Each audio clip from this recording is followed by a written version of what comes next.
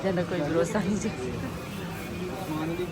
ये इधर से खाएंगे ना तो आपको डिस्काउंट मिलेगा। ये क्या कूपन है?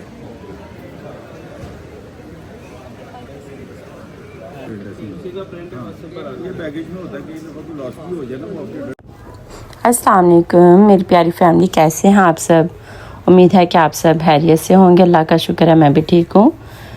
तो आज का व्लॉग मेरी ज़िंदगी का सबसे ख़ास व्लॉग है, क्योंकि आज मैं जा रही हूँ हज कैंप सियालकोट। शुरू में तो आपको पता चल ही गया होगा, लेकिन चलें फिर भी मैं आपको बताती हूँ कि मैं हज कैंप सियालकोट क्यों जा रही हूँ। जहाँ से शुरू होता है वो सफ़र जो सीधा अल्लाह के घर तक ले जाता है। आज दिल अजीब सी कैफियत महसूस कर रहा है, खुशी भी है और आंसू भी हैं। दिल से निकली एक ही सदा है, दिल से निकली एक ही सदा है आज, या अल्लाह मुझे अपना मेहमान बना ले, या अल्लाह मुझे अपना मेहमान बना ले।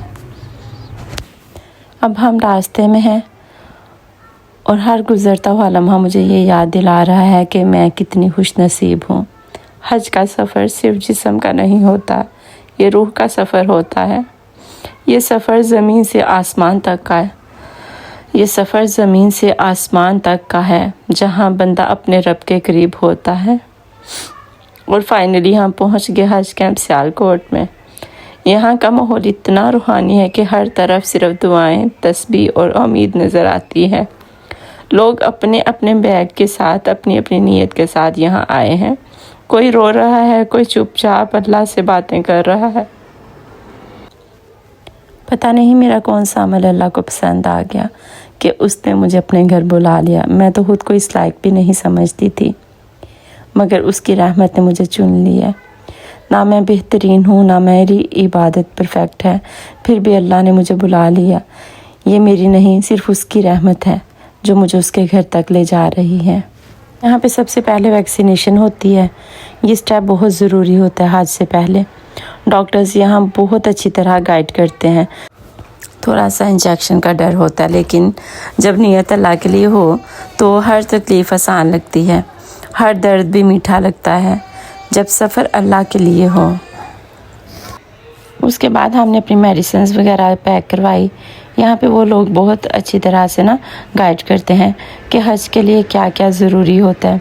हर चीज़ इतनी ऑर्गेनाइज थी कि दिल को सुकून मिल रहा था। ऐसा लग रहा था कि हम वाकई एक बहुत बड़ी इबादत के लिए तैयार हो रहे हैं। फिर उसके बाद हम आगे किए, जहाँ उन्होंने हमें कुछ फॉर्म्स और डॉक्यूमेंट्स दिए जिसमें हमारा वीज़ा वगैरह लगा हुआ था। ये सब देखकर दिल और ज़्यादा इमोशनल हो गया कि सच में अब ये सफ़र स्टार्ट होने वाला है।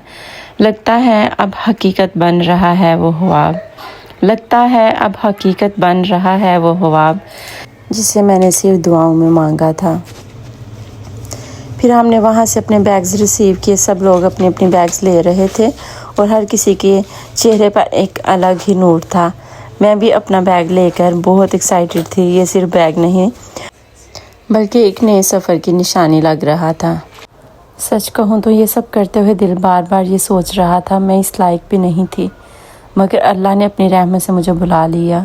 बात याद रखें, हज कोई इजी सफ़र नहीं होता, सब्र का इम्तिहान होता है। लेकिन जो सब्र कर गया वो जीत गया, जो अल्लाह के लिए झुक गया वो उठ गया। अगर आप भी हज का प्लान कर रहे हैं तो सिर्फ तैयारी सामान की ना करें, अपने दिल की भी करें। अपनी नीयत साफ़ रखें और सबको माफ़ करके जाएं, और मुझे अपनी दुआ में ज़रूर याद रखें। तो मेरी प्यारी फैमिली, आज का व्लॉग यहीं एंड होता है। अगर आपको मेरा ये व्लॉग पसंद आया तो लाइक, शेयर और सब्सक्राइब ज़रूर करें।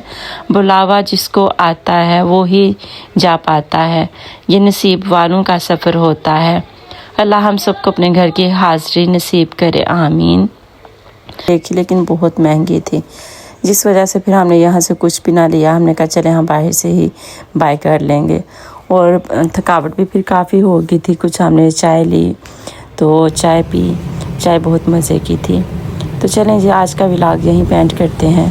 इंशाल्लाह फिर मिलेंगे नेक्स्ट वीडियो में। तब तक के लिए अल्लाह हाफिज़।